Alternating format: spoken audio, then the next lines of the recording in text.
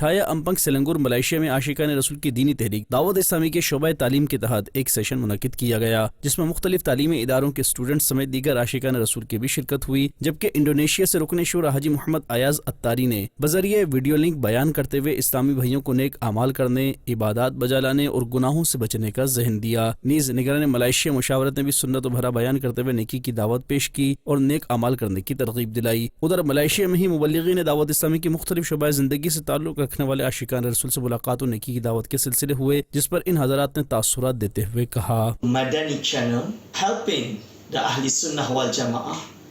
to spread love, to spread the correct understanding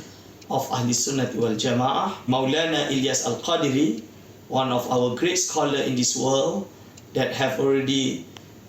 given so much for Islam and so much for Ahli Sunnah wal Jama'ah. And inshallah,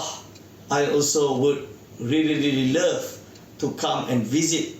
Madani channel and Sheikh Maulana Ilyas Al-Qadiri in Pakistan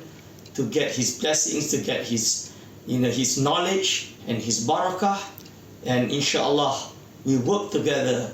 inshallah to strengthen Ahli Sunnah wal Jama'ah in this world. Madani channel एक ऐसा channel है जिसमें कि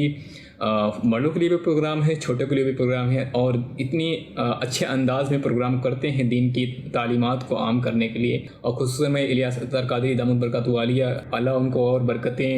अता फरमाए उनकी सेहत में, उनके इल्म में।